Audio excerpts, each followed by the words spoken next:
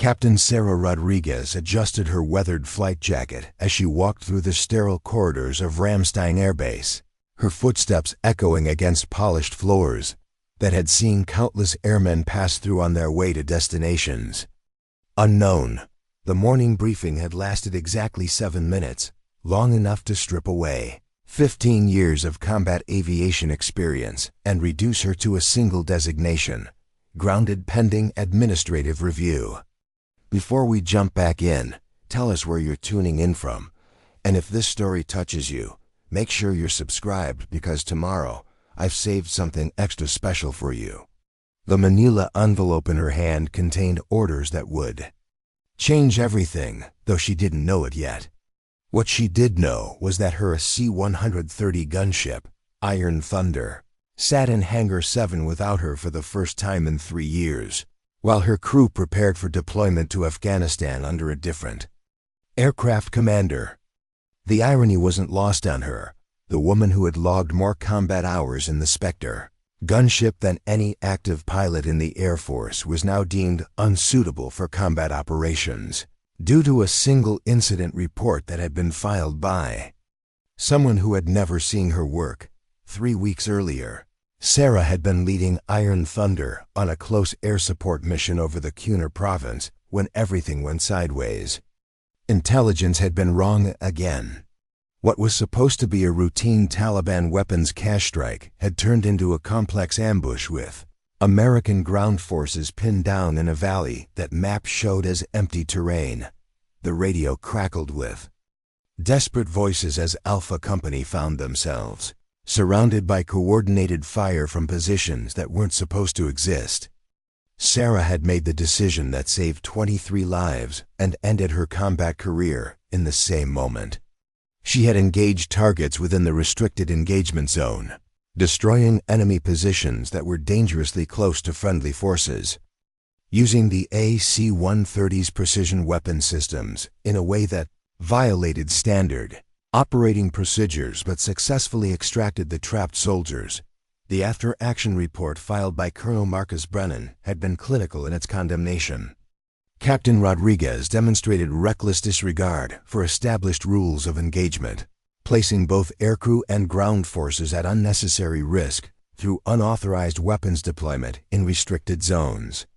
The fact that no friendly casualties had occurred was mentioned only as a footnote to what Brennan characterized as dangerous cowboy tactics that undermine command authority and mission discipline.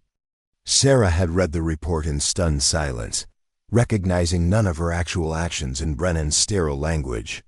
She had followed her training, used her experience, and made split-second decisions that had brought everyone home alive. But somewhere between the chaos of combat and the comfort of headquarters, her actions had been transformed into career-ending insubordination. The hearing had been a formality. 3 senior officers who had never flown combat missions reviewed documentation prepared by staff who had never heard enemy fire. They asked no questions about the tactical situation, the time pressure, or the lives at stake. Instead, they focused on procedure violations, unauthorized target engagement, and failure to request permission for actions that required response times measured in seconds, rather than the minutes it would have taken to get authorization. Sarah had stood at attention while they delivered their verdict with the mechanical precision of people reading from a script. Immediate removal from combat status. Transfer to administrative duties pending full investigation. Surrender of flight authorization for all combat aircraft. The words had washed over her like distant thunder, carrying the weight of everything she had worked toward since graduating from the Air Force Academy 15 years earlier. Walking out of that hearing room, Sarah had felt something fundamental shift inside her chest. Not anger, she had expected that. Not disappointment, that had been inevitable once she understood how the system worked. What surprised her was the clarity that settled over her thoughts like fog lifting from a runway. For the first time in months, she could see the situation exactly as it was, stripped of the institutional loyalty and professional courtesy that had clouded her judgment. The transfer orders to Ramstein had arrived within days, along with her new assignment as a logistics coordination officer in the 435th Air Ground Operations Wing. On paper, it was a lateral move with equivalent rank and benefits. In reality, it was an exile disguised as administrative necessity. She would be processing supply requests and coordinating transport schedules while her replacement took Iron Thunder into combat zones where her experience might mean the difference. Between mission success and catastrophic failure, the flight across the Atlantic had given her 13 hours to process what her career had become. She stared out the transport aircraft's small window at an endless expanse of gray ocean, thinking about all the time she had crossed similar waters in the belly of a AC-130, heading toward combat zones where her skills mattered. Now she was crossing back toward a desk job that would slowly erode everything she had learned about aviation, leadership, and the split-second decisions that defined modern warfare. Ramstein Air Base sprawled across the German countryside like a small American city transplanted into foreign soil. The largest Air Force installation outside the United States, it served as a crucial logistics hub for operations throughout Europe, Africa, and the Middle East. Sarah had been here before, during transit stops and emergency diversions, but never as a permanent resident facing the prospect of spending her remaining military years pushing paperwork instead of pushing the limits of what an AC-130 could accomplish. Her assigned quarters were in a bland, residential complex that housed mid-level officers and their families. The apartment came furnished with government-issue furniture that had been designed by committee to offend no one and inspire nothing. 2 bedrooms, 1 bathroom, a kitchen with appliances that worked adequately, and windows that looked out onto identical buildings housing other displaced military personnel. Sarah unpacked her single duffel bag in less than 20 minutes, most of that time spent deciding where to hang the framed photograph of her AC-130 crew standing beside Iron Thunder after their most successful mission. The 435th Air Ground Operations Wing occupied a cluster of administrative buildings near the center of the base, their bland architecture reflecting the equally uninspiring nature of the work conducted inside. Sarah reported to Colonel Janet Morrison, a career logistics officer whose idea of combat risk involved ensuring that supply convoys reached their destinations on schedule. Morrison had reviewed Sarah's file with the careful attention of someone examining a potentially dangerous animal. Captain Rodriguez, Morrison had said, her tone carrying the studied neutrality of someone who had already formed opinions based on paperwork rather than personal interaction. Your background is certainly extensive. However, your new position requires different skills than what you've previously employed. Attention to detail, systematic processes, and strict adherence to established procedures. The emphasis on established procedures hadn't been subtle. Sarah had nodded appropriately while Morrison outlined her responsibilities: coordinating cargo manifests for transport aircraft, managing supply chain logistics for forward operating bases, and ensuring that all documentation met Air Force standards for accuracy and completeness. It was important work that kept the military machine functioning, but it was also the kind of work that could be performed by any competent administrator with basic computer skills. Her workstation was located in a converted warehouse that had been divided into cubicles using modular walls and fluorescent lighting. The space buzzed with the constant activity of people managing the complex logistics required to support military operations across multiple time zones. Cargo schedules, personnel manifests, equipment requests, and supply chain coordination created a steady stream of paperwork that flowed across desks in predictable patterns. Sarah's assigned duties involved reviewing transport requests for special operations equipment, a role that her combat experience presumably made her qualified to evaluate.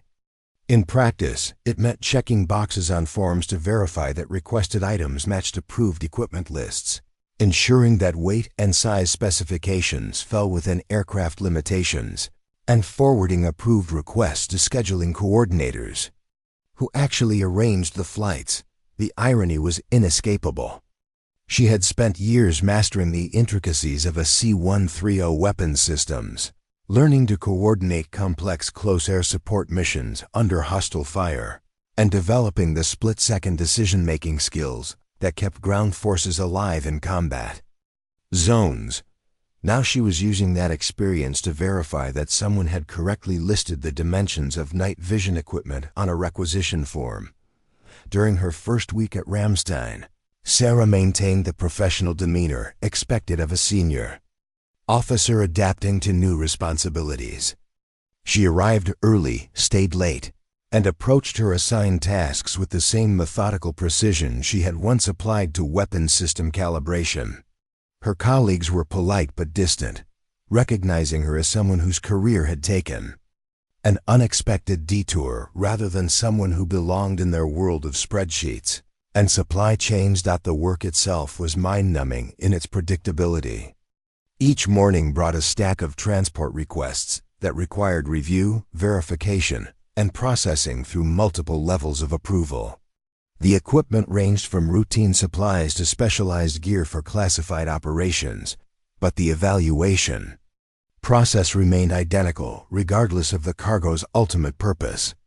Check the form, verify the specifications, stamp the approval, move to the next request.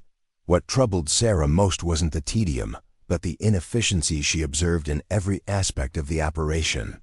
Supply requests that sat in bureaucratic limbo while forces in the field waited for critical equipment. Transport schedules that ignored operational realities in favor of administrative convenience. Decision-making processes that prioritized paperwork over mission requirements, creating delays that could cost lives in time-sensitive situations. She began keeping notes, not with any specific purpose, but simply to document the patterns she observed. Requests for specialized communications equipment that took 6 weeks to process when field commanders needed it within days. Transport priorities that favored non-critical cargo over urgent medical supplies because the paperwork had been filed earlier. Approval chains that required sign-offs from officers who had no understanding of the equipment's operational significance. The notes filled a small notebook that Sarah kept in her desk drawer, a record of systematic dysfunction disguised as proper procedure. She had no illusions about her ability to change anything. Her current position existed specifically because she had been deemed unreliable when it came to following established protocols. But documenting the problems gave her something to focus on besides the slowly crushing weight of professional exile. 2 months into her assignment, Sarah received an unexpected visitor. Chief Master Sergeant Mike Thompson had served as her flight engineer on Iron Thunder for over 2 years. A veteran aircrew member whose technical expertise and calm professionalism had made him invaluable during countless combat missions. His presence in her cubicle drew curious glances from her logistics colleagues, who rarely encountered enlisted personnel with Thompson's obvious competence and quiet authority. "Ma'am," Thompson said, his voice carrying the respectful tone he had always used. Despite their years of working together in life-or-death situations that had forged bonds beyond military hierarchy, "I wanted to update you on the squadron status." What followed was a carefully neutral briefing that revealed everything Sarah needed to know about how her replacement was handling Iron Thunder and her former crew. Major David Park had taken command of the aircraft with impeccable credentials and zero combat experience. His by-the-book approach to mission planning impressed headquarters while frustrating aircrew members who had learned to value flexibility over rigid adherence to predetermined procedures. Preparing and narrating this story took us a lot of time, so if you are enjoying it, subscribe to our channel. It means a lot to us. Now back to the story. "The new AC is very thorough," Thompson explained diplomatically. "Every mission gets planned down to the minute, with detailed briefings and comprehensive risk assessments. Command seems pleased with the systematic approach." Sarah read between the lines easily. Park was following procedures so precisely that he was missing the fluid nature of actual combat operations, where plans changed rapidly and success depended on adapting to unexpected developments rather than executing predetermined scripts. His thoroughness was creating aircrew who knew exactly what to do as long as nothing unexpected happened, a dangerous limitation in combat environments, where unexpected developments were the norm rather than the exception. The conversation revealed other troubling details. Mission effectiveness had declined measurably since Park took command, with longer response times and reduced target engagement due to excessive authorization procedures. Ground forces had begun requesting support from other aircraft when possible. Recognizing that Iron Thunder now operated with institutional caution that limited its tactical utility, most concerning was Thompson's description of aircrew morale. The team that had once operated with seamless coordination was now functioning as individuals, following individual procedures rather than as an integrated unit, responding collectively to dynamic situations. The esprit de corps that had made them exceptionally effective had been replaced by procedural compliance that satisfied headquarters while reducing actual combat capability. After Thompson left, Sarah sat in her cubicle staring at the stack of transport requisitions that awaited her. Review. Each form represented equipment and supplies that would eventually reach forces in combat zones, where decisions mattered and actions had consequences that extended far beyond administrative convenience. She thought about her former crew, now learning to operate under leadership that prioritized paperwork over performance, and felt something cold settle in her chest. That evening, Sarah walked the perimeter of Ramstein Air Base as twilight settled. Across the German countryside, the massive installation never truly slept, with aircraft arriving and departing throughout the night as global logistics operations continued around the clock. She could hear the distant rumble of transport planes and the occasional roar of fighter jets conducting training exercises, sounds that reminded her of everything she was no longer part of. Her footsteps carried her past the flight line, where rows of aircraft sat illuminated under harsh floodlights. Transports, tankers, and support aircraft represented the massive infrastructure required to project American military power across continents and oceans. Missing from the lineup were the specialized gunships that had been her life for so many years. The AC-130s that provided close air support for ground forces operating in the world's most dangerous locations, standing at the fence that separated the administrative section from the operational areas. Sarah watched as aircrew members conducted pre-flight inspections on a C-130 transport scheduled for an overnight cargo run. Their movements carried the practiced efficiency of professionals who understood their equipment completely, checking systems and procedures with the automatic precision that came from years of repetition. She recognized the rhythms of aviation. Preparation, the careful attention to detail that meant the difference between successful missions and catastrophic failures, what she couldn't see from her position outside. The fence was whether these aircrew members possessed the judgment and adaptability that separated truly effective military aviators from technically competent operators who followed procedures without understanding their underlying purpose. That distinction had defined her entire career. The difference between pilots who could execute predetermined plans and aviators who could adapt to unexpected situations while maintaining mission effectiveness and crew safety. The thought brought her back to the hearing that had ended her combat career, where senior officers had focused on procedure violations while ignoring the tactical judgment that had saved lives. She wondered if those same officers would have made different decisions if they had been in her position, facing enemy fire with friendly forces in immediate danger and seconds to make choices that would determine whether everyone went home alive. Walking back toward her quarters, Sarah passed the base exchange and commissary, their parking lots filled with the cars of military families living normal lives on foreign soil. Children played on playground equipment while their parents shopped for groceries and household items, creating pockets of American suburban normalcy in the middle of a German military installation. These families represented the human dimension of military service that often got lost in discussions of strategy and policy. Real people whose lives were shaped by decisions made in distant headquarters, by officers who rarely saw the consequences of their choices. Her apartment felt smaller when she returned. The government-issued furniture and bland decorations emphasizing her temporary status as someone passing through rather than building a life. She made dinner from frozen meals purchased at the commissary, eating while reviewing the notes she had compiled about logistics, inefficiencies, and wondering if anyone in positions of authority would ever be interested in addressing the problems. She had documented. The television offered news from around the world, including reports from Afghanistan, where her former crew was operating under new leadership. The sanitized coverage focused on strategic objectives and political developments, while avoiding the tactical realities that define daily life for forces in combat zones. Sarah watched with the detached interest of someone who had once been part of those operations, but was now relegated to observing from a distance measured in both geography and professional relevance.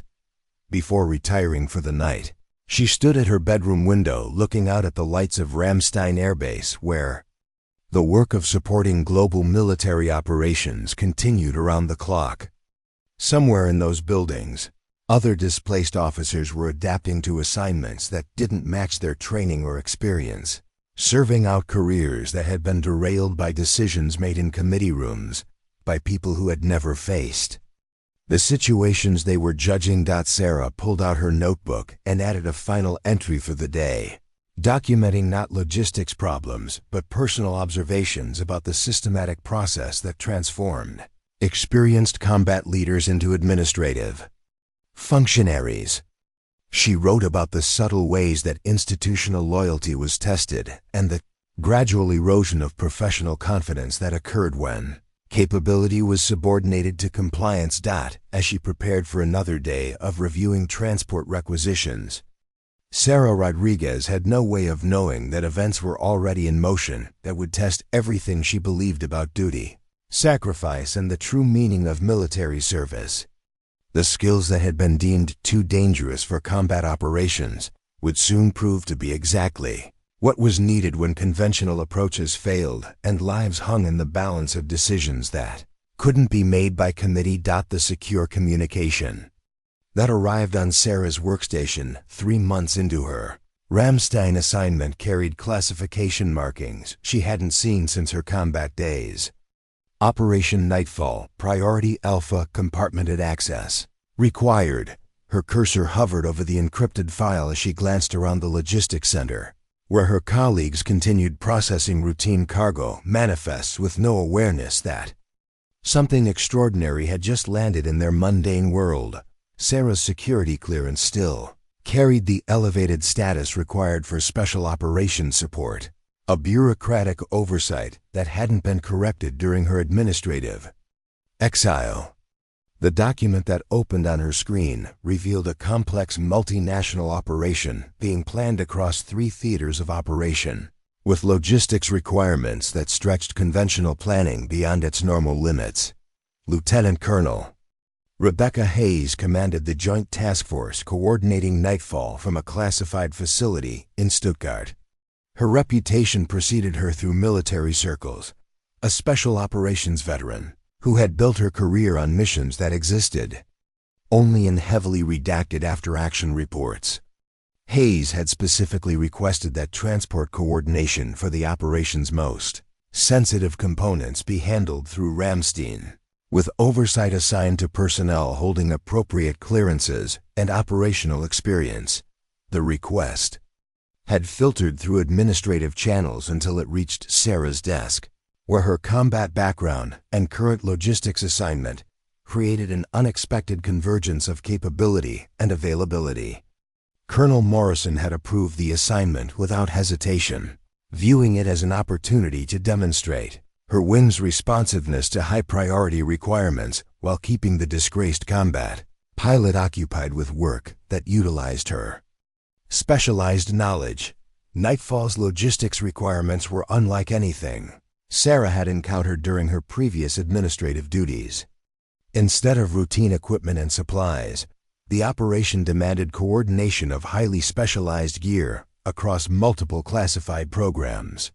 Advanced communication systems, experimental surveillance equipment, and weapons packages that existed in inventory databases but were rarely deployed outside of carefully controlled environments.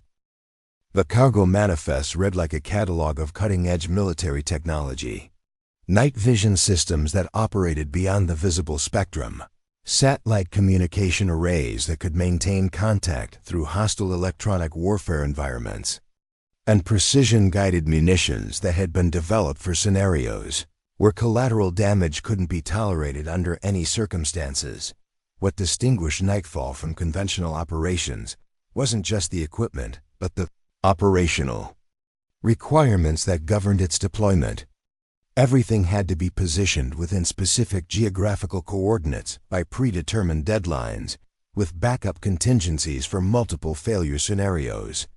The margin for error was essentially zero, creating logistics challenges that required both systematic planning and tactical flexibility. Sarah found herself working 16-hour days as the operation's complexity became apparent. Each piece of equipment required different handling procedures, separate transport protocols, and individual security measures that had to be coordinated across multiple time zones and national boundaries. The conventional approach would have been to process everything through standard channels, accepting delays and complications as inevitable aspects of military bureaucracy. Instead, Sarah began applying the tactical thinking that had made her an effective combat pilot. She studied the entire operation holistically, identifying interdependencies and critical paths that weren't obvious when examining individual components. Equipment that seemed unrelated in cargo manifests revealed strategic connections when analyzed as part of an integrated operational plan.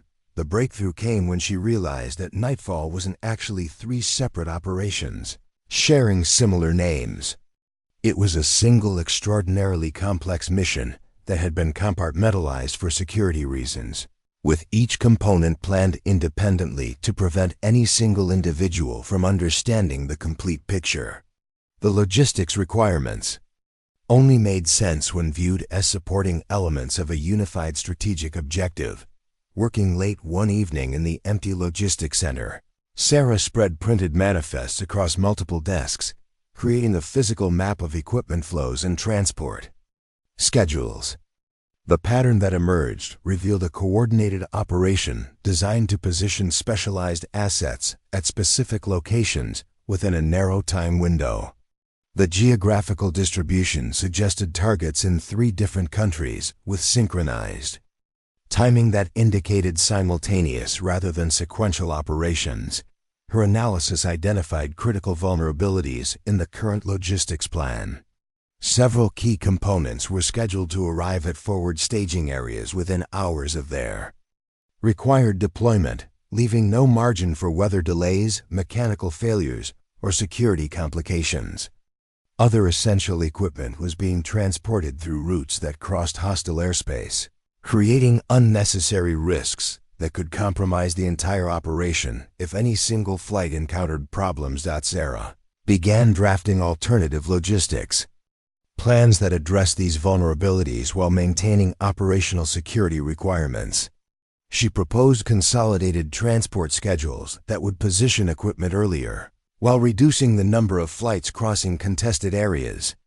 Her recommendations redistributed risk across multiple transport assets while creating redundancy for critical components that could single-handedly determine mission success or failure.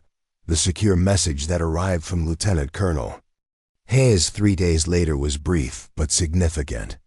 Request immediate telephone conference regarding logistics recommendations. Your analysis has identified issues our planning staff missed.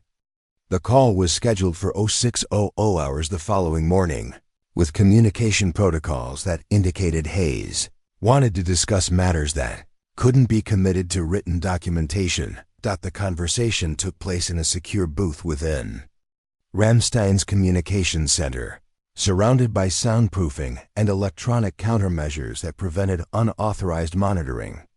Hayes's voice carried the professional intensity of someone accustomed to operations where mistakes had lethal consequences rather than administrative inconvenience. "Captain Rodriguez," Hayes began without preliminary courtesy, "your logistics analysis demonstrates understanding of operational requirements that suggests more than administrative experience. Your personnel file indicates combat aviation background. How familiar are you with close air support coordination under hostile conditions?" Sarah recognized the careful phrasing of someone fishing for information without revealing classified details. "Extensively familiar, ma'am. 15 years of tactical aviation experience, including specialized operations that required precise coordination between air and ground assets." "Good. Nightfall includes components that may require airborne support capabilities beyond what conventional assets can provide. Are you familiar with AC-130 gunship operations in contested environments?" The question hit Sarah like a physical impact. Hayes was asking whether she could coordinate the kind of close air support missions that had defined her career before bureaucratic exile relegated her to reviewing cargo manifests. "Yes, ma'am.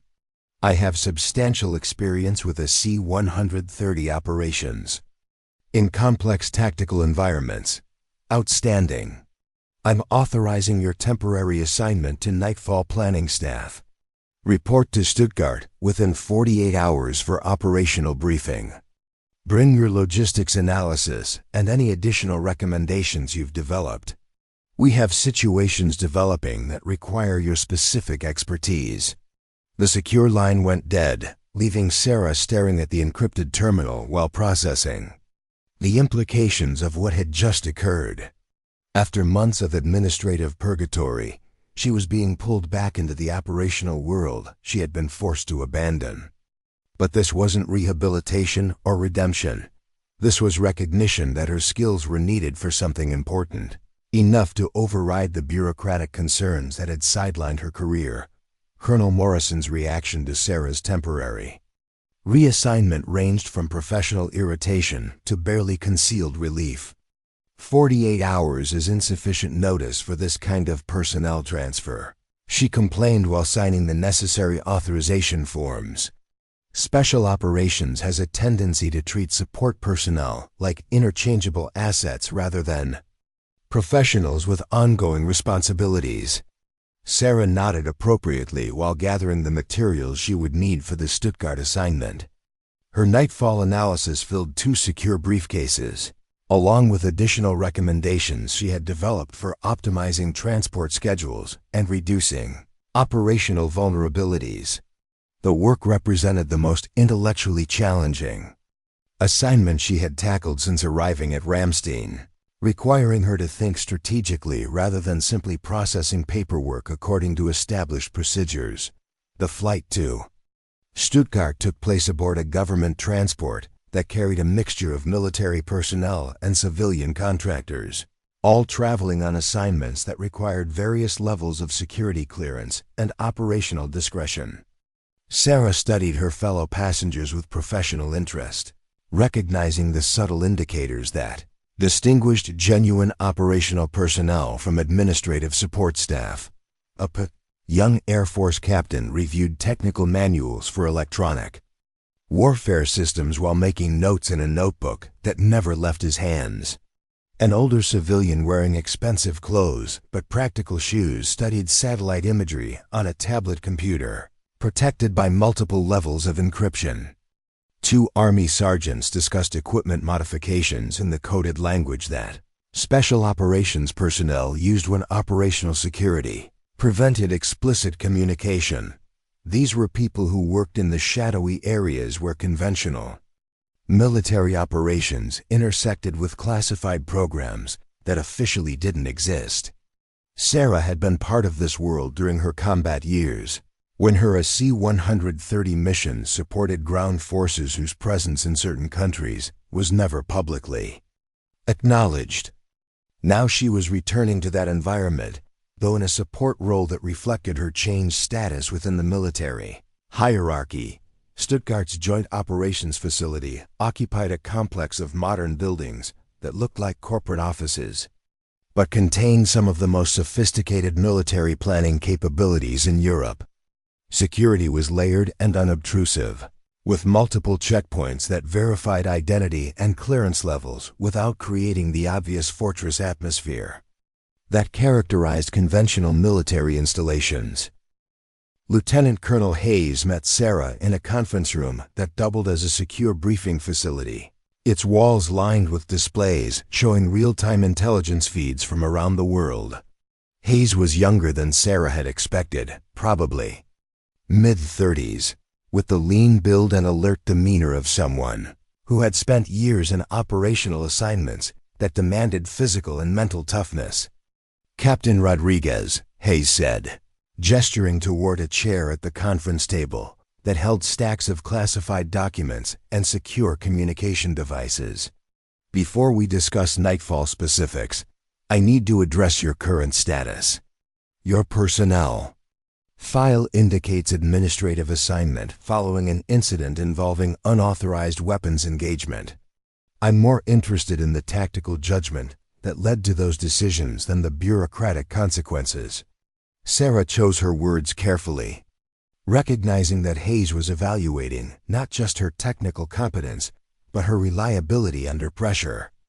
"I engaged targets that posed immediate threats to friendly forces, prioritizing mission success and troop safety over strict adherence to predetermined engagement parameters.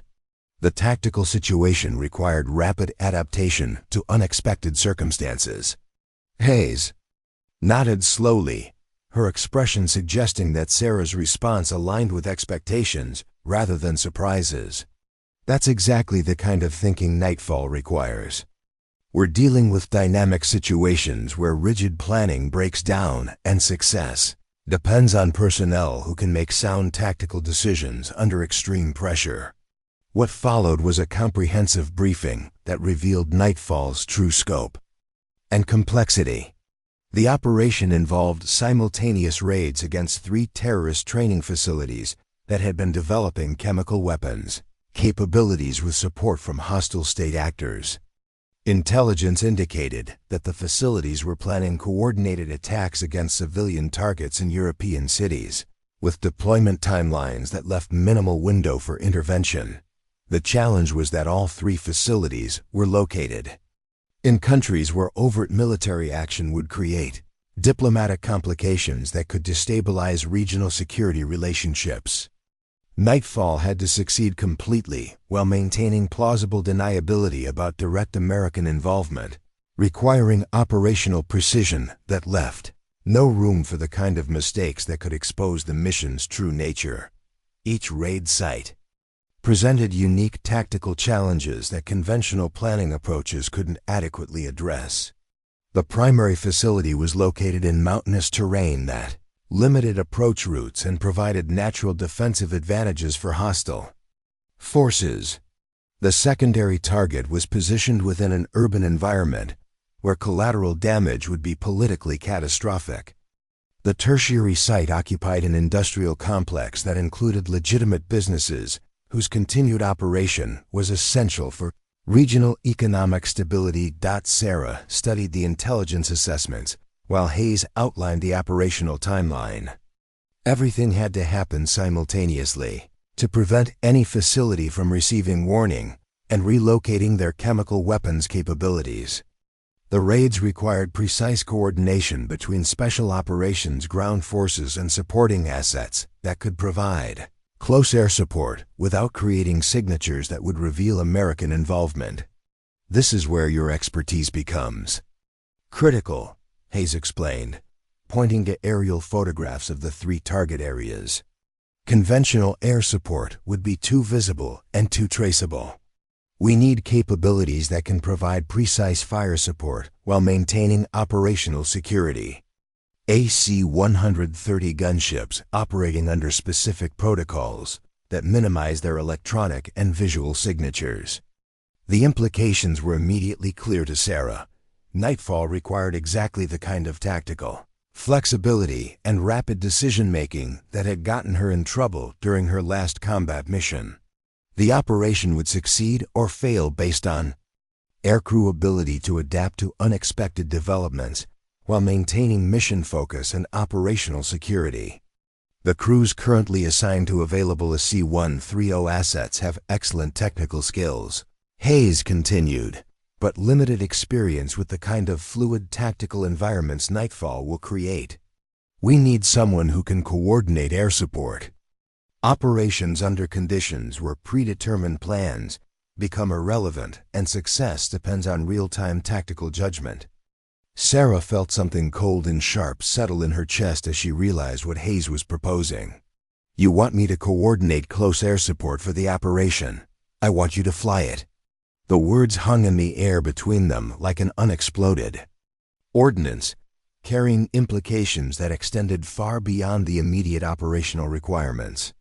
Hayes was offering Sarah the chance to return to combat operations, but under circumstances that would either vindicate her tactical judgment or confirm the bureaucratic assessment that had ended her career. "Ma'am," Sarah said carefully, "my current status prohibits combat flight assignments." Hayes smiled for the first time since their conversation began, her expression carrying the confident authority of someone who had navigated military bureaucracy long enough to understand how rules could be bent when operational requirements demanded flexibility. "Captain Rodriguez, as of 30 minutes ago, you've been temporarily assigned to a classified special operations unit that operates under different authorization protocols than conventional Air Force commands. Your flight status has been restored for the duration of Nightfall, with mission parameters that require your specific expertise and experience." Sarah stared at the authorization documents Hayes placed on the table, recognizing the bureaucratic machinery that could transform administrative exile into operational necessity when properly motivated. Someone with significant influence had decided that Nightfall's success was important enough to override the institutional concerns that had sidelined her career. "The aircraft assigned to your portion of the mission is currently being prepared at a classified facility in Poland," Hayes continued. "AC-130J Ghost Rider, configured for low-signature operations with crew members who have been briefed on mission requirements but not operational details. You'll have 72 hours to integrate with the team and prepare for deployment." Looking at the mission documents spread across the conference table, Sarah understood that she was being offered more than just temporary return to flight status. Nightfall represented the chance to prove that her tactical judgment was sound, that her ability to make difficult decisions under pressure was an asset rather than a liability. Success would vindicate everything she believed about combat aviation leadership. Failure would confirm that her critics had been right about the dangers of prioritizing tactical flexibility over rigid adherence to established procedures. But as she studied the operational requirements and tactical challenges that Nightfall presented, Sarah Rodriguez realized that the mission's success would depend on exactly the kind of thinking that had gotten her in trouble before. The only difference was that this time, the people evaluating her decisions understood the difference between tactical innovation and reckless disregard for procedure. For the first time in months, she felt like herself again.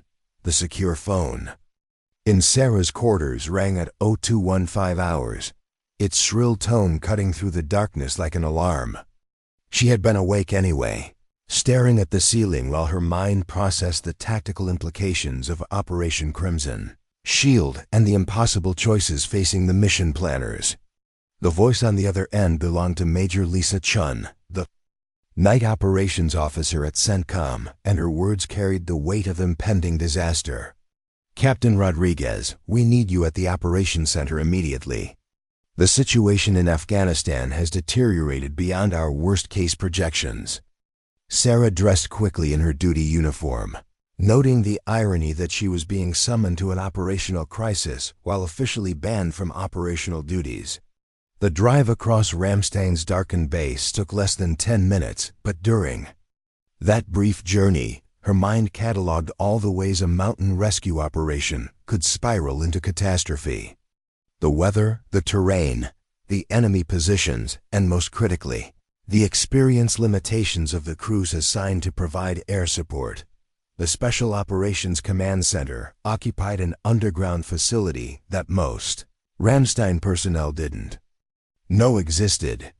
Sarah's security clearance still granted access to classified areas, a bureaucratic oversight that reflected the military's tendency to revoke duties faster than it updated administrative permissions. The operations center hummed with controlled urgency as dozens of personnel monitored situations around the globe. But tonight all attention focused on a single tactical display showing the mountains of eastern Afghanistan. Colonel Mitchell appeared, even more haggard than during their earlier video conference, his uniform wrinkled from hours of continuous crisis management. Around him, intelligence analysts updated enemy positions while communications specialists maintained contact with the trapped special operations teams. The tactical situation had evolved from challenging to desperate in the space of just 12 hours. "Captain, the weather window we were counting on has collapsed," Mitchell began without preamble, gesturing toward meteorological displays that showed the approaching storm system intensifying. What was supposed to be marginal flying conditions has become a full mountain blizzard with winds exceeding 50 knots and visibility near zero. Sarah studied the weather data with the experienced eye of someone who had flown combat missions in similar conditions. The storm system was developing the characteristics that made mountain flying extremely dangerous even for experienced crews. High winds, severe turbulence, icing conditions, and the reduced atmospheric density at altitude would challenge every aspect of aircraft performance and pilot skill.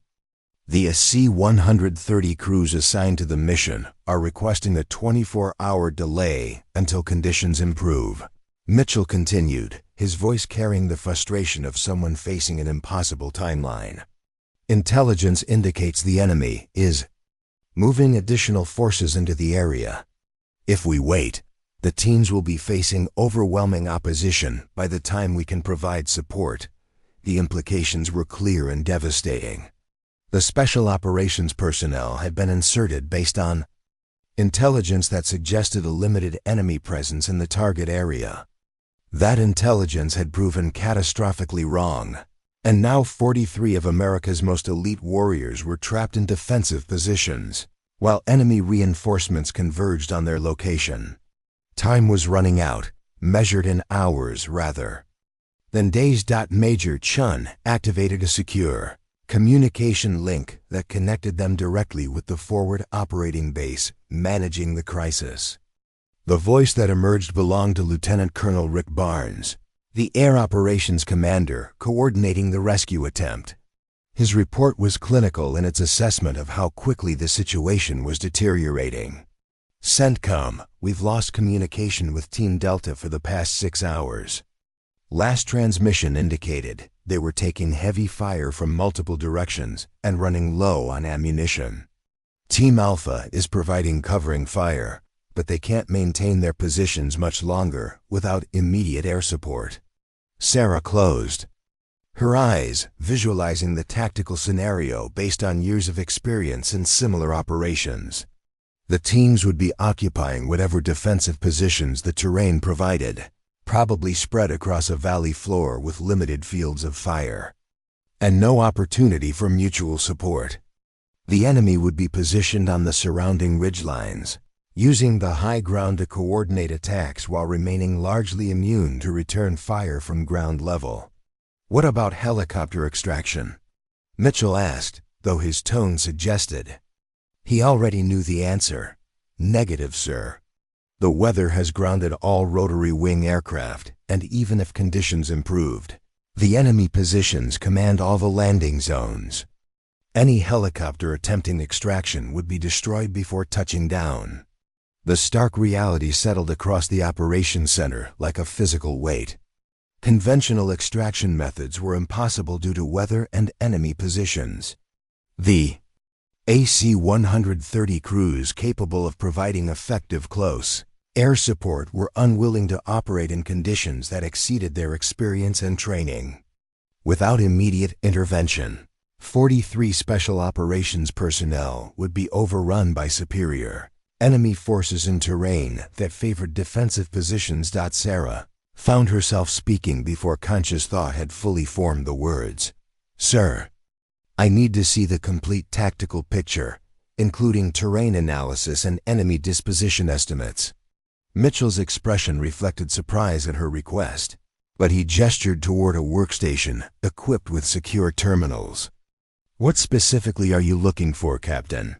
"Flight approaches that might be viable despite the weather conditions. The crews are thinking conventionally about this problem, but unconventional situations require unconventional solutions." "What?" Sarah found in the tactical databases confirmed both her suspicions and her growing sense of opportunity.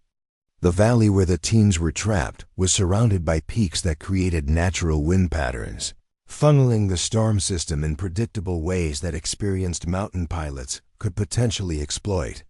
More importantly, the enemy positions that made the area impregnable to ground assault also created tactical vulnerabilities that specialized air support could address. She pulled up topographical maps that showed elevation profiles and wind patterns, cross-referencing them with a C-130 performance characteristics under adverse conditions. The calculations were complex, requiring intimate knowledge of how the aircraft behaved at high altitude in turbulent conditions. But the results suggested possibilities that conventional tactical thinking had overlooked. "There's a potential approach vector from the southeast," Sarah explained, highlighting the route on the digital map. "The terrain creates a wind shadow that would provide relatively stable conditions for approximately 3 minutes of target engagement. It's not textbook flying, but it's technically feasible for crews with mountain experience." Major Chun leaned over her shoulder, studying the proposed approach. "The briefing materials show that route as too dangerous due to terrain clearance issues and enemy positions." "The terrain clearance is marginal but manageable," Sarah replied, calling up aircraft performance specifications. "The AC-130 can maintain sufficient altitude while still providing effective fire support. As for enemy positions, they're concentrated on the northern ridgelines, specifically because conventional tactical thinking assumes aircraft would approach from that direction." Colonel Mitchell studied the proposed route with growing interest. "You're suggesting we essentially surprise them by approaching from terrain they consider impassable?" "Exactly. The weather conditions that make conventional approaches impossible also provide concealment for unconventional tactics. The storm system creates radar interference and noise that would mask aircraft approach until engagement range." The operations center fell silent as the implications of Sarah's analysis became clear. She was proposing a tactical solution that required precisely the kind of mountain flying experience and weather judgment that the assigned crews lacked. The approach would demand split-second decision-making in conditions where standard procedures provided no guidance, exactly the kind of operational flexibility that had ended her combat career. "Lieutenant," Colonel Barnes's voice crackled through the communication system with increasing urgency. "CENTCOM, enemy forces are massing for what appears to be a final assault. We're estimating 40 minutes before they have sufficient numbers to overrun all defensive positions simultaneously." The timeline had compressed beyond any reasonable planning cycle. Even if replacement crews with appropriate experience could be located and deployed, they would arrive too late to affect the outcome. The special operations teams would be overrun while rescue assets remained grounded due to weather conditions and crew limitations. Sarah looked around the operations center, noting the expressions of experienced military professionals confronting the limits of conventional solutions. Everyone understood the tactical realities, but institutional constraints prevented them from implementing approaches that fell outside established procedures. The same systematic thinking that normally provided Predictable results was now preventing adaptation to circumstances that demanded innovative responses. "Colonel," she said quietly, her voice cutting through the tense silence, "I can fly that mission." The statement hung in the air like a challenge to everything the military bureaucracy represented. Sarah's combat status had been revoked specifically because of her willingness to make unauthorized decisions in critical situations. Now she was volunteering to undertake the most challenging mission any of them had seen, requiring exactly the kind of tactical judgment that had been deemed too dangerous for routine operations. Mitchell's expression reflected the impossible calculation between institutional authority and operational necessity. "Captain, your status precludes combat assignments. Even under these circumstances, authorizing your participation would require waivers from multiple command levels." "Sir, with respect, those teams don't have time for waivers from multiple command levels," Sarah replied, her voice carrying the quiet intensity that had characterized her most effective moments as a combat leader. "They need immediate air support from someone qualified to operate in these conditions. I'm the only pilot currently available with the specific experience this mission requires." Major Chun activated another communication channel, connecting them with the Pentagon's Crisis Management Center. Within minutes, they were briefing senior officials on the deteriorating situation and the limited options for effective intervention. The conversation revealed the complex bureaucratic machinery that governed military decision-making, where even emergency situations required multiple levels of authorization and risk assessment. General Patricia Hayes, the Deputy Director of Operations for Special Operations Command, appeared on the secure video link with the grim expression of someone accustomed to impossible decisions. Her reputation as a former special operations pilot gave her unique credibility in assessing the current crisis, and her questions revealed both tactical understanding and bureaucratic awareness. "Captain Rodriguez," General Hayes began, studying Sarah through the video connection, "I've reviewed your record and the circumstances of your current assignment. Your proposal represents significant risk to both mission success and your career. Are you certain you can execute this operation successfully?" Sarah met the general's gaze steadily, recognizing the moment when everything she had worked toward throughout her military career crystallized into a single decision. "Ma'am, I can't guarantee mission success under these conditions. No one can. But I can guarantee that I have the experience and judgment necessary to give those teams their best chance of survival." The honesty of her response seemed to resonate with General Hayes, whose own combat background had taught her to value realistic assessments over confident promises. "The authorization would need to come directly from my level, bypassing normal command channels. If this operation fails, there will be significant consequences for everyone involved." "Understood, ma'am. But if we don't try, 43 Special Operations personnel will die while we debate procedural requirements." General Hayes consulted with advisors off-camera before returning her attention to the Operations Center. "Authorization granted for emergency combat deployment. Captain Rodriguez will assume command of the first available AC-130 with crew modifications as necessary to support the mission profile." The relief that washed through the operations center was palpable, but Sarah understood that authorization was only the beginning of the challenges she would face. An AC-130 gunship was not a single pilot aircraft, but a complex weapons system requiring coordinated operation by multiple specialists. She would need to integrate with an unfamiliar crew under conditions that would test everyone's capabilities to their absolute limits. Chief Master Sergeant Kevin Walsh, the senior enlisted advisor for AC-130 operations, approached with a tablet. "Display crew availability." "Ma'am, we have Iron Thunder 2 on standby with a full crew that's been briefed on the tactical situation. They're experienced but haven't operated in these specific weather conditions." Sarah reviewed the crew roster, noting qualifications and experience levels for each position. The aircraft commander designated for the mission was Major Tom Bradley, a competent pilot with extensive desert operations experience, but limited mountain flying background.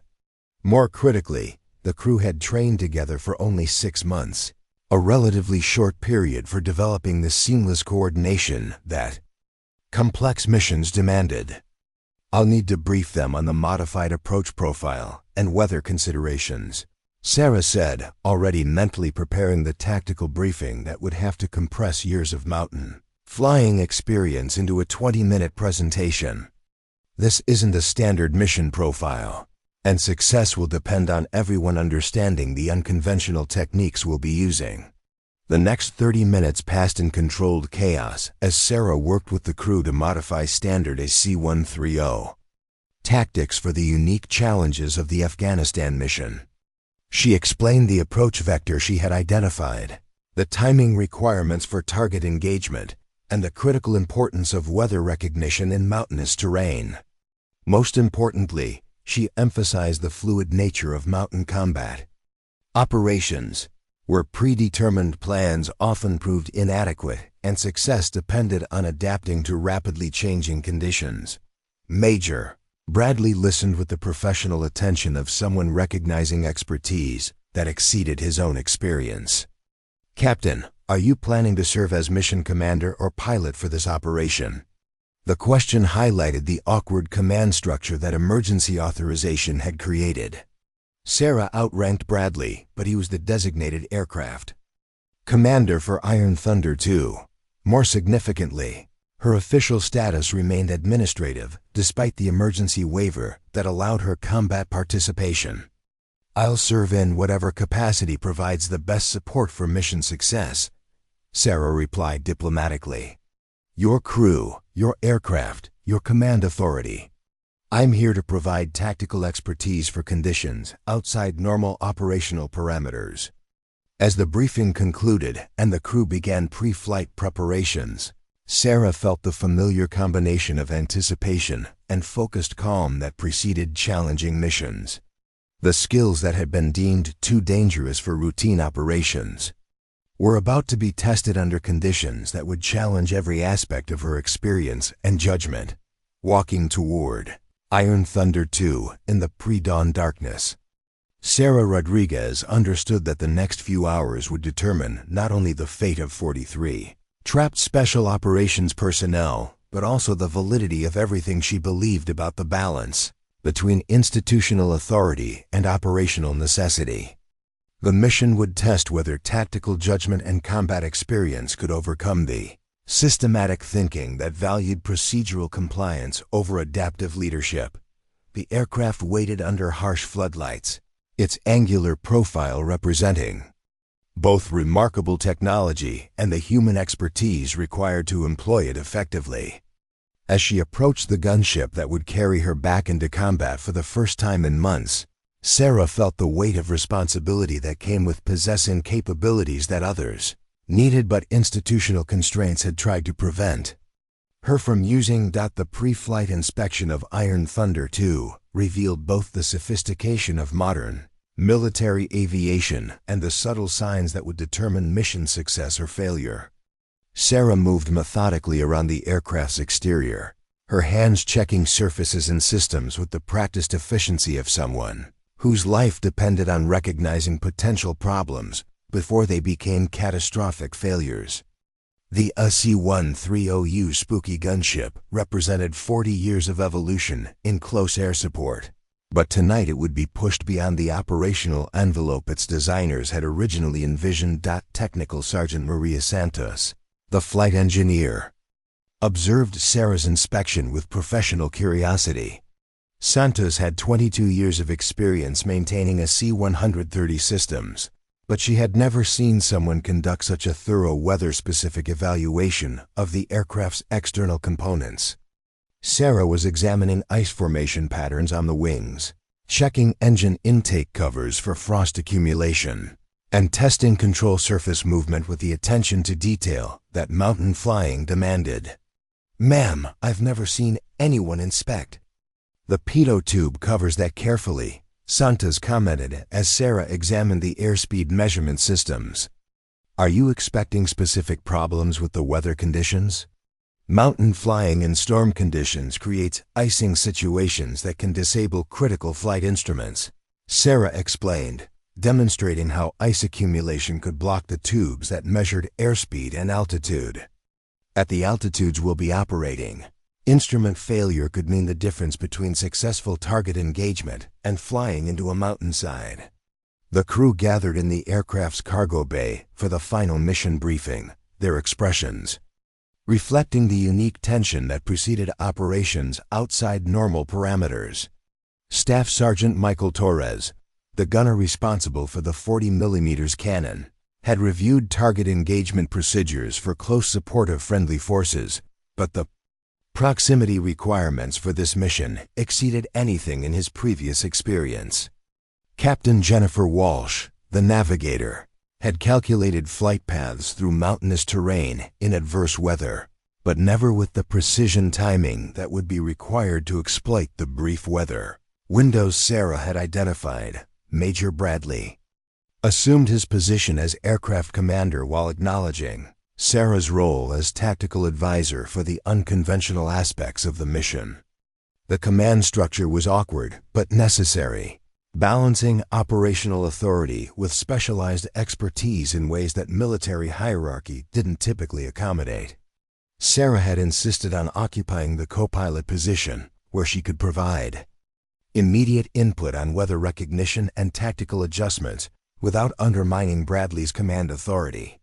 The approach profile we're using tonight differs significantly from standard AC-130 tactics, Sarah began, activating the aircraft's tactical display system. Instead of the conventional high-altitude orbit that provides maximum standoff distance, we'll be operating at medium altitude in close proximity to terrain that limits our maneuvering options. The flight path she outlined on the navigation system represented a compromise between aircraft capabilities and tactical necessities. Iron Thunder II would approach the target area from the southeast, using a valley system that provided concealment from enemy positions while exploiting the wind patterns created by the surrounding mountains.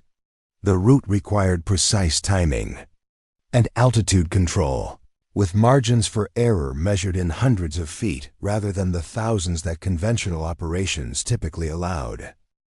Technical Sergeant Santos reviewed the engine performance specifications for high-altitude operations in turbulent conditions. Ma'am, the engines will be operating near maximum output to maintain altitude and airspeed in the thin air and wind. Shear. We'll have limited power reserve for emergency maneuvering if we encounter unexpected conditions. That's why timing is critical, Sarah replied, highlighting specific waypoints on the approach route. We'll have approximately 3 minutes over the target area before weather and fuel considerations force us to withdraw. The engagement sequence needs to be planned and executed with precision that leaves no room for hesitation or adjustment. Staff. Sergeant Torres studied the target engagement profiles with growing concern. Ma'am, the friendly force positions are closer to the enemy targets than our standard engagement minimums allow. How do we ensure we don't hit our own people? The question addressed the most challenging aspect of the entire mission. The special operations teams were occupying defensive positions in terrain that provided minimal separation from enemy forces.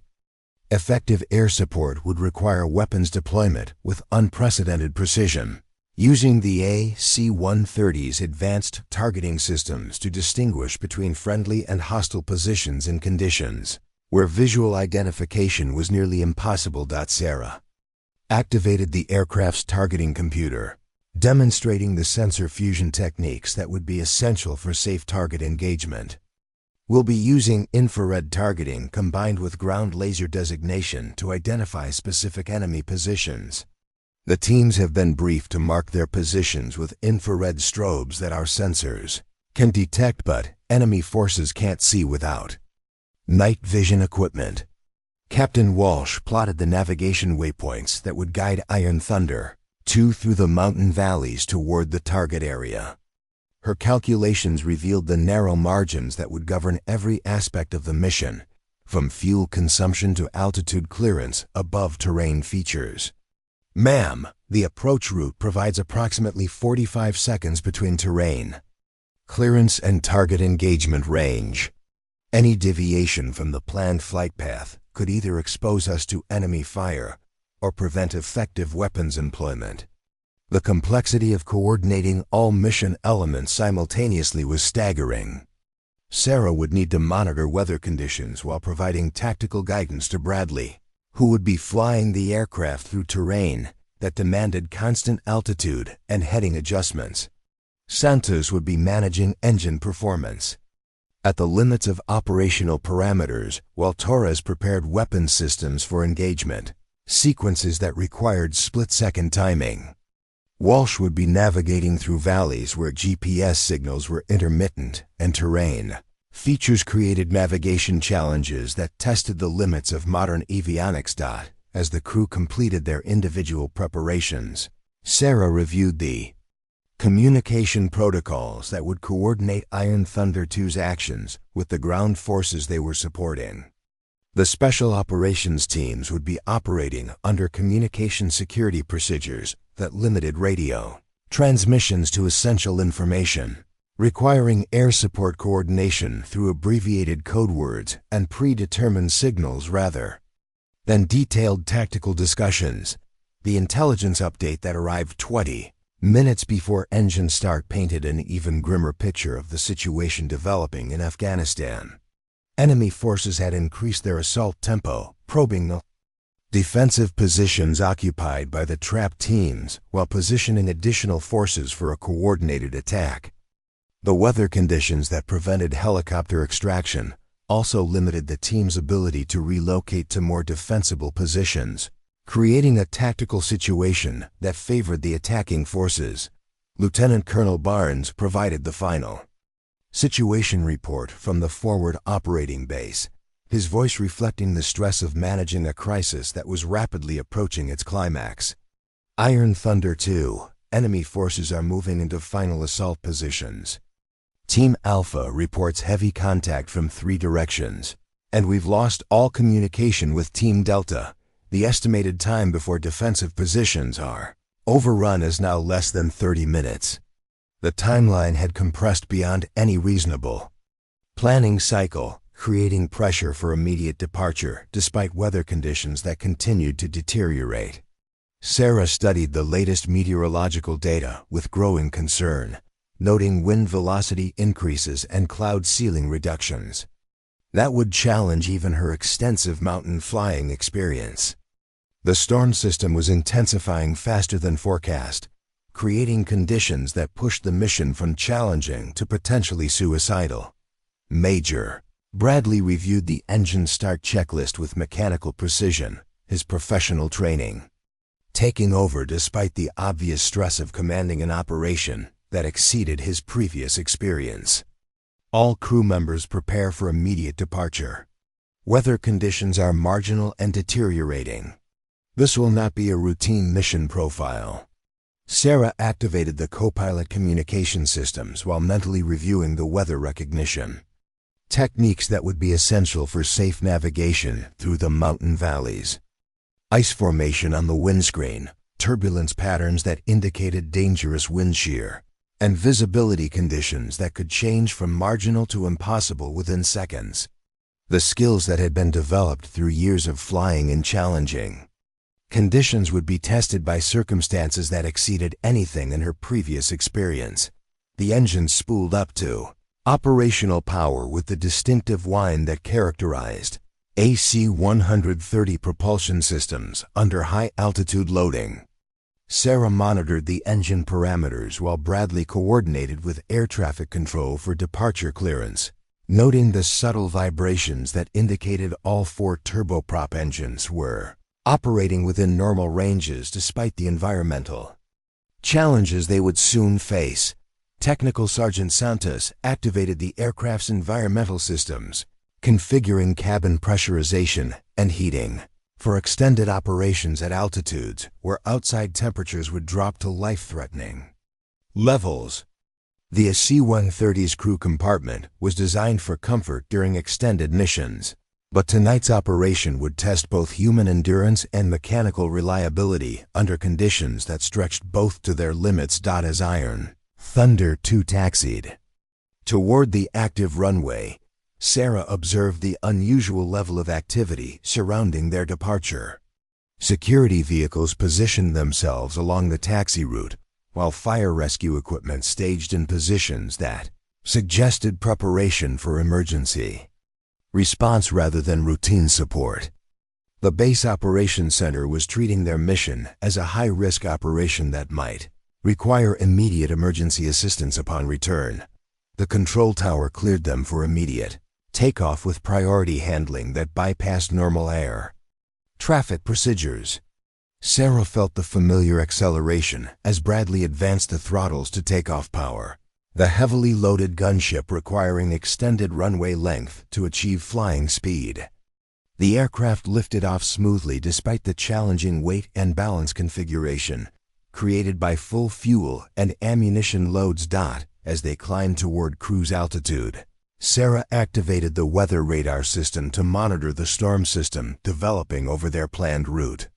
The display showed precipitation patterns that confirmed her earlier analysis while revealing new complications that would require tactical adjustments to the approach profile. The wind patterns were shifting more rapidly than forecast, creating turbulence zones that could affect weapons accuracy during the critical engagement phase. Navigation update, Captain Walsh announced from her position at the mission management console. Latest weather reports show the target area completely obscured by cloud cover with visibility near zero. Ground wind speeds are gusting to 70 knots with severe turbulence reported at all altitudes. The weather conditions had deteriorated beyond the marginal limits that Sarah had calculated into her original mission planning. What had been a challenging but feasible operation was evolving into something that tested the absolute limits of both aircraft capability and pilot skill.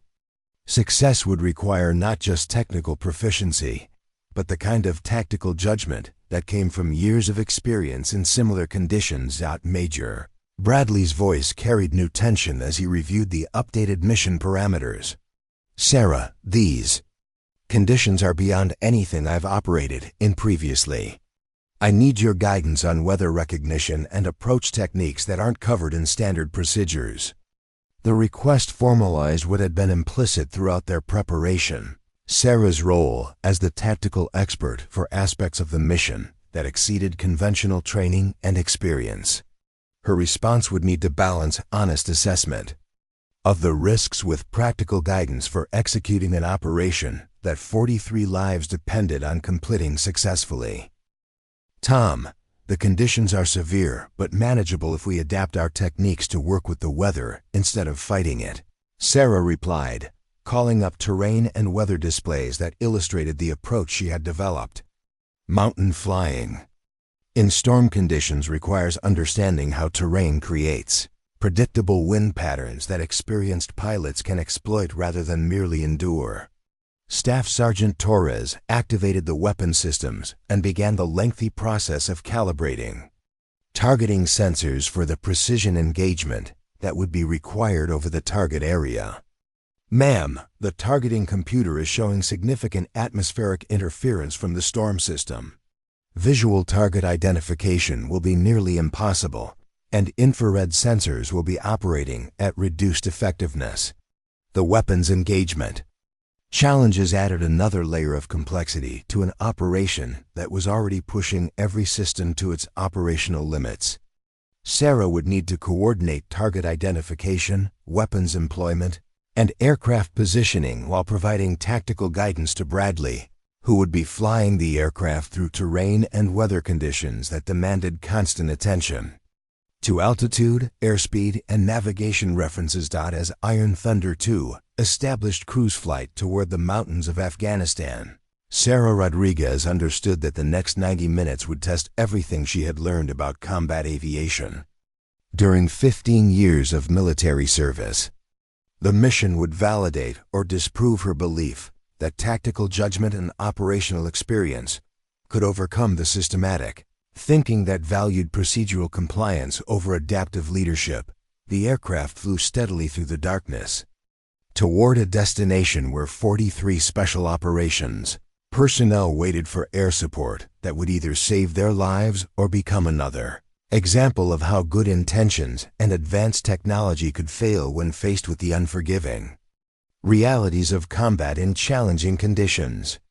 The skills that had ended her combat career were about to be tested under circumstances that would determine whether tactical innovation could succeed where conventional approaches had failed, the first indication that conditions exceeded even Sarah's extensive mountain flying experience came as Iron Thunder II crossed into Afghan airspace at 23,000 feet. The weather radar display erupted in angry reds and yellows, showing precipitation patterns that defied the meteorological forecasts they had based their mission planning on. What should have been scattered thunderstorms had consolidated into a massive weather system that stretched across their entire route, creating turbulence and icing conditions that would challenge the aircraft's structural limits. Jesus Christ, Major Bradley muttered as the gunship bucked through severe turbulence that threw everyone against their restraints. Sarah, I've never felt anything like this. The aircraft is handling like we're flying through concrete. Sarah studied the weather display while monitoring the flight instruments, her mind automatically calculating the atmospheric conditions that were creating such violent air movement. The storm system had developed characteristics of a mountain wave phenomenon, where high winds interacting with terrain created standing waves in the atmosphere that could extend for hundreds of miles. Aircraft caught in mountain waves had been known to experience structural failure from the extreme forces involved. Reduce power and descend to 18,000, Sarah instructed, her voice remaining calm despite the severity of their situation.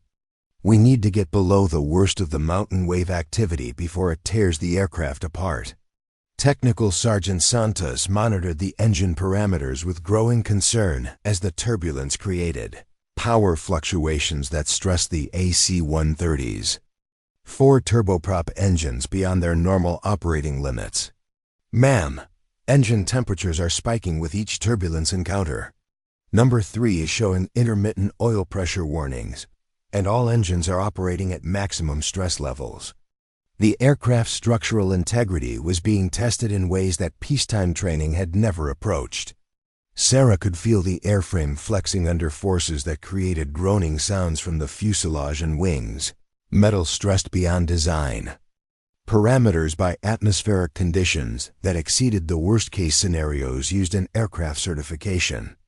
Yet Iron Thunder II continued flying, a testament to the engineering margins built into military aircraft expected to operate under combat conditions. Captain Walsh struggled to maintain accurate navigation as the storm system interfered with GPS signals while terrain features disappeared behind walls of precipitation and cloud cover. Navigation is becoming problematic. GPS accuracy is degraded, and I'm losing visual reference points for terrain confirmation. We're essentially flying blind through some of the most dangerous mountains in the world. The communication radio crackled with increasing urgency as Lieutenant Colonel Barnes transmitted updates from the forward operating base that painted an increasingly desperate picture of the tactical situation on the ground. Iron Thunder II, Team Alpha is reporting enemy forces within grenade range of their defensive positions. Team Delta remains silent, presumed overrun. Estimated 15 minutes before remaining positions are completely surrounded. Sarah absorbed the tactical update while managing the immediate crisis of keeping their aircraft controllable in conditions that would have grounded commercial aviation indefinitely. The special operations teams were fighting for their lives against overwhelming odds while Iron Thunder II struggled through weather that threatened to destroy the gunship before it could provide any support. The mission had evolved from challenging to nearly impossible, requiring every aspect of her experience and judgment to maintain any hope of success. We're approaching the entry point for the Valley system, Sarah announced, activating the terrain-following radar that would be essential for navigation through the mountains in zero visibility conditions. Tom, I need you to reduce airspeed to 180 knots and maintain precise altitude control. The margins for error are about to become measured in feet rather than hundreds of feet. Major Bradley acknowledged the instruction while fighting to maintain aircraft control in turbulence that created vertical air movements exceeding the AC-130's climb capability. The gunship was being tossed around like a child's toy, gaining and losing altitude in rapid succession despite his attempts to maintain level flight. Only his extensive training and natural piloting ability kept them from entering an unrecoverable situation that would have ended the mission and their lives. Simultaneously, the valley entrance appeared suddenly on their radar display, a narrow gap between mountain peaks that provided the only viable approach to the target area under current weather conditions. Sarah had identified this route through careful analysis of terrain maps and weather patterns, but experiencing it firsthand revealed challenges that no amount of planning could fully anticipate. The valley walls created a wind tunnel effect that accelerated the already severe turbulence, while terrain features, invisible in the storm, created navigation hazards that demanded split-second reactions. Starting descent into the valley, Bradley announced, his voice tight with concentration as he guided the gunship between mountain peaks that rose thousands of feet on either side of their flight path. Valley walls are approximately 2 miles apart, but visibility is zero. We're flying entirely on instruments through terrain that could kill us if we deviate more than a few hundred feet from the planned route. Staff Sergeant Torres activated the 40mm cannon targeting system while struggling to maintain system calibration in the violent turbulence that threw his aim point across the target area with each wind gust. Ma'am, the targeting computer is having difficulty maintaining lock-on capability. The aircraft movement is creating errors that exceed the system's compensation ability. Accurate weapons engagement will require periods of stable flight that may not be possible in these conditions. The weapons employment challenges represented the mission's ultimate test. Even if they successfully navigated through the mountains to reach the target area, providing effective close air support would require precision that the current weather conditions seemed to make impossible. Sarah understood that success would depend on exploiting brief moments of relative stability while coordinating target engagement with ground forces operating under equally challenging conditions. Technical Sergeant Santos reported increasing concerns about aircraft systems as the prolonged exposure to severe turbulence began affecting equipment that had been stressed beyond normal operational limits. Engine number 3 is showing increasing oil temperature, with intermittent pressure fluctuations. The constant power adjustments required to maintain control are creating wear patterns that could lead to engine failure. We may need to consider shutdown procedures if conditions don't improve. The prospect of continuing the mission with reduced power added another variable to calculations that were already pushing the limits of manageable complexity. An AC-130 could operate on 3 engines, but the performance degradation would affect their ability to maintain altitude in the thin mountain air while providing the maneuvering capability needed for effective target engagement. Engine failure would transform a challenging mission into a survival situation that might preclude any possibility of supporting the trapped ground forces. How much farther to the target area? Bradley asked, his hands moving constantly on the flight controls to counter the turbulence that threatened to throw them into the valley walls with each wind gust. Captain Walsh consulted her navigation displays while compensating for the GPS degradation that made precise position determination increasingly difficult. Approximately 12 minutes to the initial target area, assuming we can maintain current airspeed and heading. However, terrain features ahead show even more challenging navigation requirements as the valley narrows. The tactical situation. on the ground deteriorated further as Barnes transmitted increasingly urgent updates about the Special Operations Team's desperate circumstances. Iron Thunder 2, Team Alpha is requesting immediate air support. Enemy forces are advancing under cover of the storm, using the weather to mask their movement. Visual identification of targets will be nearly impossible, but friendly positions are marked with infrared strobes. Sarah activated the aircraft's advanced sensor systems, configuring the infrared and low-light television cameras for target identification in conditions where conventional visual methods would be useless.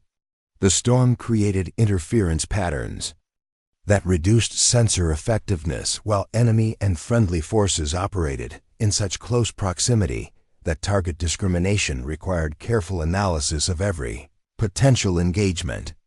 Torres, configure the targeting system for infrared designation. Sarah instructed while monitoring the sensor displays that showed nothing but static and interference. We'll need to coordinate target engagement with ground laser designation to ensure positive identification of enemy positions. The proximity of friendly forces means there's zero margin for targeting errors. The complexity of coordinating precise weapons employment while maintaining aircraft control in severe turbulence represented challenges that pushed both human capability and technological systems beyond their design parameters. Success would require seamless integration of pilot skill, sensor technology, and weapons accuracy under conditions that tested each element to its absolute limits. As Iron Thunder 2 fought through the mountain valley toward the target area, the radio crackled with transmissions that revealed the final stages of the ground battle developing below them. Team Alpha's communications became increasingly fragmented as enemy forces closed to within meters of their defensive positions, while Team Delta remained ominously silent despite repeated attempts to establish contact. Alpha 1, this is Thunder. Do you have visual contact with enemy positions for laser designation? Sarah transmitted, attempting to establish the target coordination that would be essential for effective air support. The response came through heavy static and interference, barely audible above the noise created by the storm system. Thunder. Alpha 1, the enemy positioned approximately 50 meters north of our location. Multiple targets in prepared positions along the ridgeline. We can provide laser designation, but visibility is near zero. The tactical picture was becoming clear. Despite the communications challenges, enemy forces had established defensive positions on higher ground that provided excellent fields of fire while offering protection from return fire by the trapped special operations teams. The terrain that made helicopter extraction impossible also favored the attacking forces, creating a tactical situation that could only be resolved through precision air support delivered under impossible conditions. Beginning final approach to the target area, Bradley announced as the valley opened into the broader basin where the ground battle was taking place. Visibility remains zero, terrain clearance is marginal, and we have approximately 3 minutes before fuel considerations force us to withdraw. Sarah studied the sensor displays that showed thermal signatures scattered across the target area, trying to distinguish between friendly and enemy forces operating in close proximity under conditions where visual identification was impossible. The infrared strobes carried by the special operations teams provided reference points, but enemy positions remained camouflaged against the terrain background that made targeting extremely difficult. The moment of truth was approaching rapidly. As Iron Thunder 2 maneuvered into position for weapons engagement that would either save the trapped teams or demonstrate the limits of what even the most advanced military technology could accomplish under extreme conditions. The aircraft bucked through turbulence that challenged every aspect of flight control while the crew prepared weapon systems for engagement. Sequences that required precision measured in meters rather than the typical margins that provided safety. Buffers. Target area in sight. Torres announced as the 40mm cannon targeting system finally achieved lock-on capability, despite the challenging conditions. Multiple heat signatures are visible, but target discrimination is difficult due to terrain interference and proximity of friendly forces. Sarah studied the targeting display with the professional focus that had characterized her most effective moments as a combat pilot. The tactical situation below represented exactly the kind of complex engagement that required experience, judgment, and tactical innovation rather than simple adherence to predetermined procedures. Success would depend on exploiting brief opportunities while managing risks that could result in friendly fire incidents if target identification proved inadequate. The storm continued to buffet Iron Thunder II with forces that tested both aircraft structural integrity and crew endurance, but Sarah Rodriguez felt the familiar clarity that came during critical moments when everything she had learned throughout her career focused on the immediate tactical problem. The skills that had ended her combat status were about to be tested under conditions that would validate or disprove everything she believed about the value of experience and judgment in situations where conventional approaches proved inadequate. Below them, 43 Special Operations personnel waited for air support that represented their only hope of survival against overwhelming enemy forces operating under conditions that favored defensive positions. The next few minutes would determine whether tactical innovation and superior technology could overcome the fundamental challenges of mountain combat in severe weather conditions.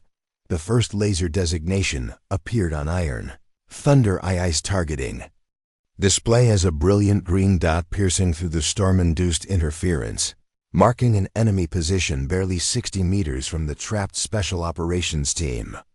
Sarah felt the familiar surge of adrenaline that accompanied target identification in complex tactical situations, her mind automatically calculating engagement angles while monitoring the aircraft's position relative to both terrain features and friendly force locations.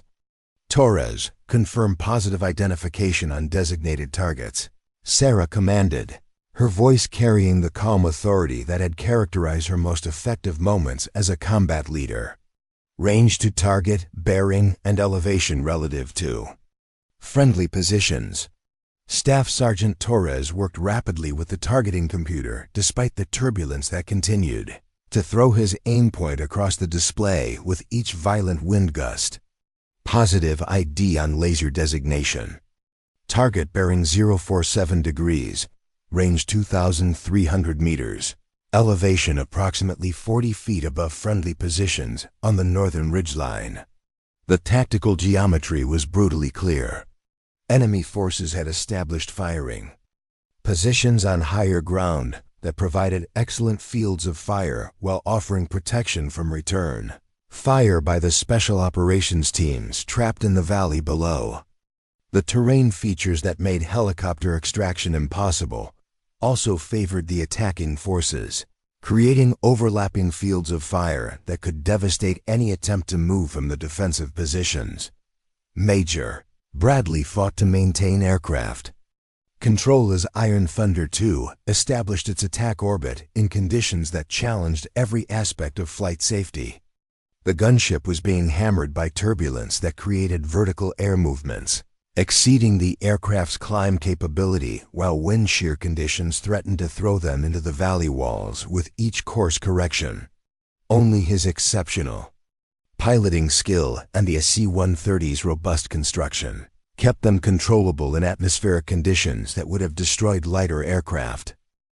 Beginning attack run, Sarah announced, coordinating with Torres as the 40mm cannon tracking system achieved lock-on despite the challenging conditions.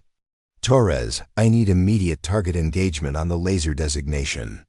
Friendly forces are marked with infrared strobes approximately 50 meters south of the target area. The weapons engagement required precision that exceeded normal AC-130 operational parameters.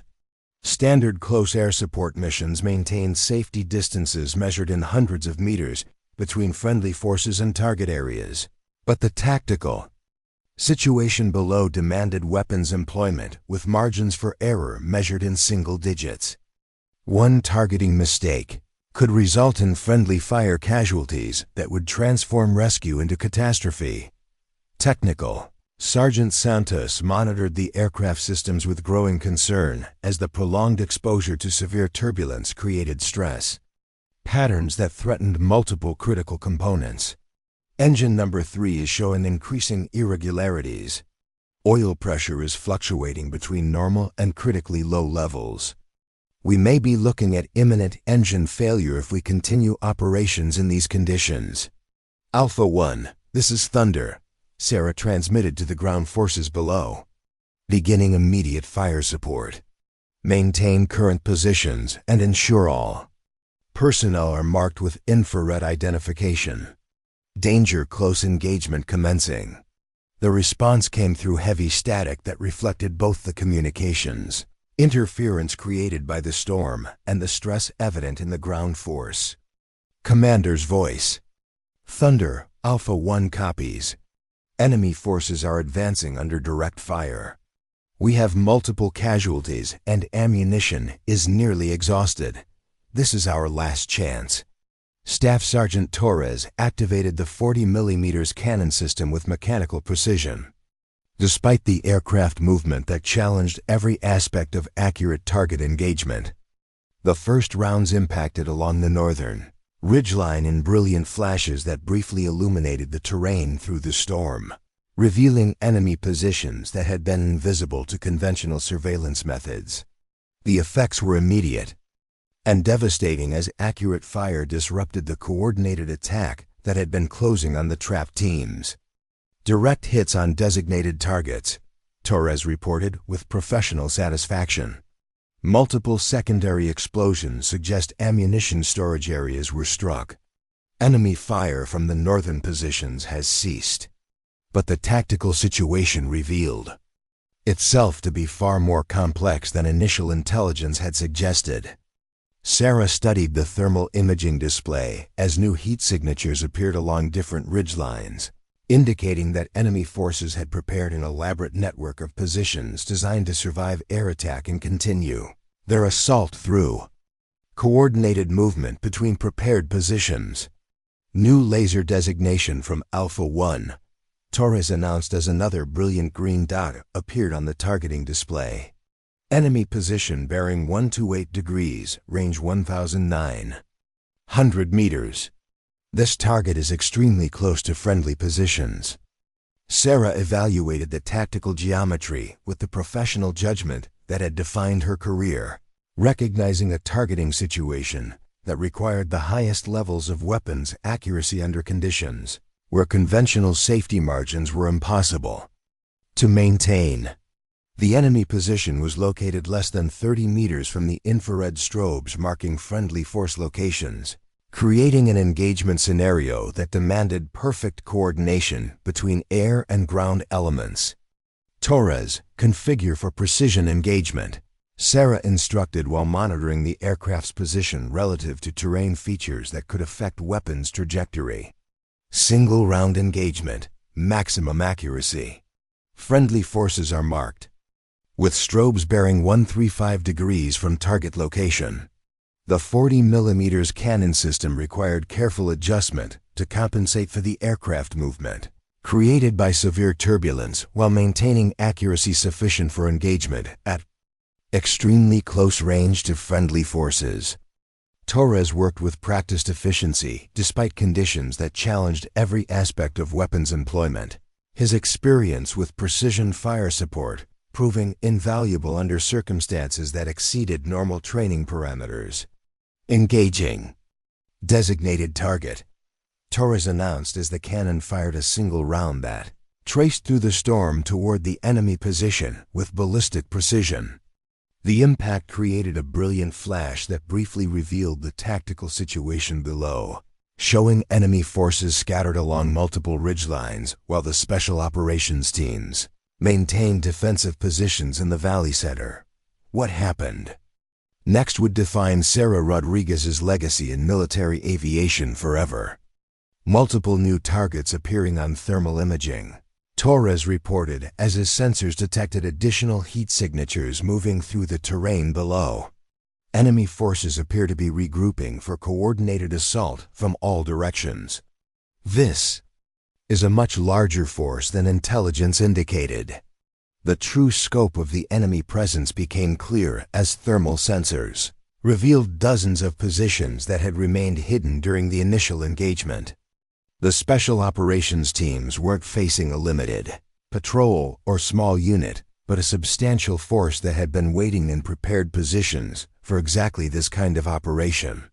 The insertion had been compromised from the beginning, transforming what should have been a surgical strike into a full-scale battle. Against overwhelming odds, Technical Sergeant Santos's voice carried new urgency as engine monitoring systems indicated critical stress on the aircraft's propulsion systems. Engine number 3 is approaching failure. Oil pressure warnings are continuous, and all engines are showing stress indicators from the prolonged high-power operations. We need to consider immediate withdrawal. Sarah faced the most difficult decision of her military career. Iron Thunder 2 could withdraw to safety, preserving the aircraft and crew while leaving 43 special operations personnel to face impossible odds. Or they could continue operations despite mechanical limitations, risking aircraft loss but providing the sustained fire support that represented the trapped team's only hope of survival. Alpha 1, this is Thunder, Sarah transmitted while studying the tactical displays that showed enemy forces massing for a final coordinated assault. What is your assessment of current tactical situation and extraction possibilities? The ground force commander's response revealed the desperate nature of their circumstances, despite the temporary relief provided by air support.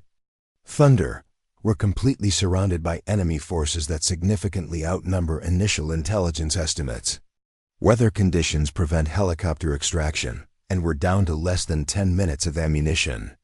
Without sustained air support, we'll be overrun within the hour. The communication crystallized everything Sarah had learned about leadership, duty, and the true meaning of military service throughout her career.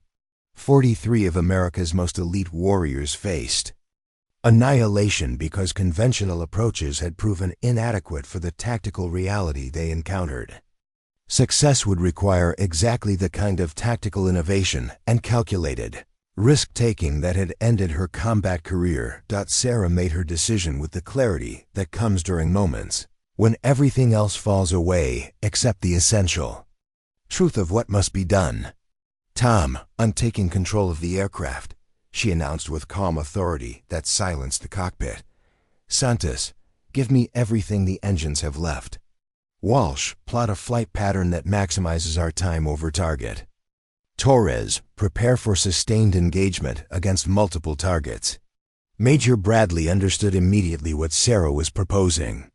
Sarah, continued operations will almost certainly result in aircraft loss. We'll be operating beyond all safety parameters with failing engines and impossible weather conditions. Those teams don't have safety parameters, Sarah replied, her hands already taking control of the aircraft as she initiated a tactical approach that no textbook had ever described. They have us, and we're going to bring them home.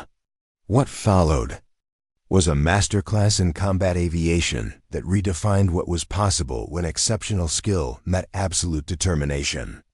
Sarah flew Iron Thunder 2 through attack patterns that exploited every aspect of the terrain and weather conditions, using the storm system as concealment while positioning the gunship for precision weapons employment that neutralized enemy positions with surgical accuracy. She coordinated target engagement with Torres while managing aircraft control in conditions that challenged the fundamental laws of aerodynamics, each maneuver calculated to provide maximum tactical advantage, while maintaining sufficient altitude to avoid the mountain peaks that surrounded them. The AC-130 responded to her control inputs with precision that seemed to transcend mechanical limitations, becoming an extension of her tactical awareness rather than simply a machine following commands. For the next 45 minutes, Sarah Rodriguez demonstrated why she had been considered one of the most effective combat pilots in military aviation. She engaged over 30 separate enemy positions with weapons accuracy that bordered on miraculous, coordinating each attack run with ground forces while managing engine failures, navigation challenges, and weather conditions that exceeded every operational parameter. The enemy force that had seemed overwhelming gradually disintegrated under sustained air attack that prevented coordination while inflicting casualties that destroyed their tactical cohesion. Individual positions were neutralized through precision weapons employment, while larger concentrations were disrupted through area fire that forced enemy commanders to abandon coordinated assault plans in favor of survival. Alpha 1, this is Thunder, Sarah transmitted as the tactical situation below finally shifted in favor of the special operations teams. Enemy forces are withdrawing from contact. What is your status for extraction coordination? The response carried relief that was audible despite the communication interference. Thunder, enemy contact has ceased. We have casualties that require immediate medical attention, but all personnel are accounted for. Weather conditions are improving enough for helicopter extraction within the next hour. Technical Sergeant Santos reported aircraft status that reflected the cost of their sustained operations under impossible conditions. Engine number 3 has failed completely. Engine number 2 is showing increasing stress indicators. We have sufficient power for return flight, but this aircraft will require extensive maintenance before returning to service. Sarah understood that Iron Thunder 2 had given everything it had to give, pushed beyond design limitations by operational necessities that demanded performance levels no engineer had ever anticipated. The aircraft had responded magnificently, but the mechanical stress of their extended operations would require months of repair and replacement before the gunship could return to combat status. Captain Walsh provided navigation guidance for their return flight to base, calculating flight paths that would minimize stress on the remaining engines while avoiding terrain features that had made their inbound journey so challenging. Weather conditions are improving along our return route. We should have relatively stable flight conditions for the trip back to Ramstein. As Iron Thunder 2 established course for Germany, Sarah reflected on the mission that had tested every aspect of her experience and judgment as a military aviator.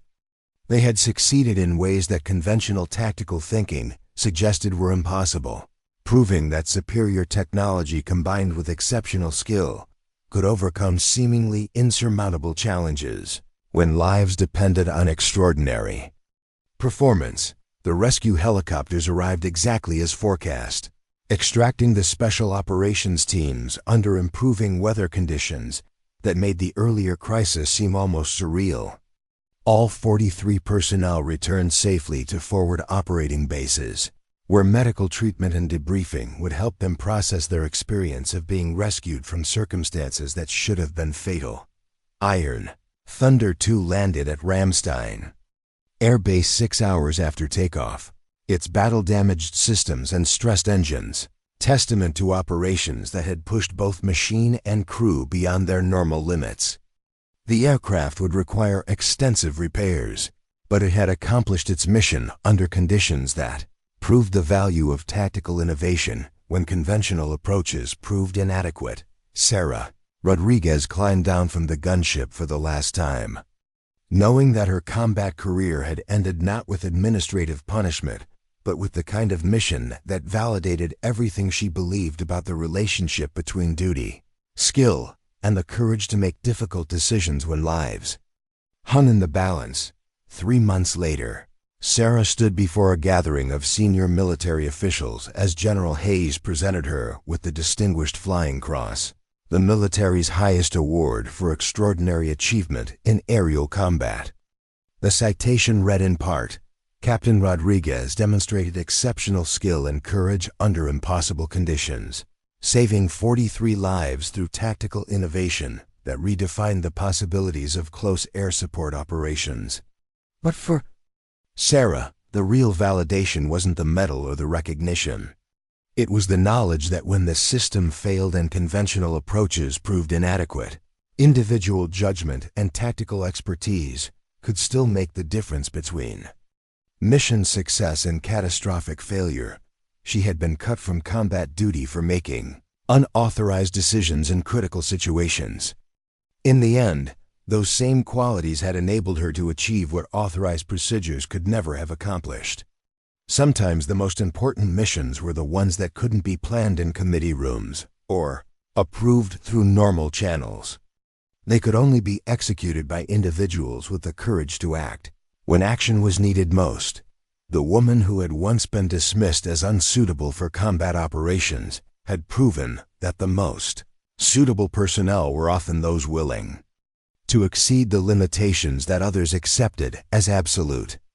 Her AC-130 gunship had indeed lit up the entire battlefield, but more importantly, it had illuminated the difference between following procedures and achieving mission success when lives depended on exceptional performance under impossible conditions.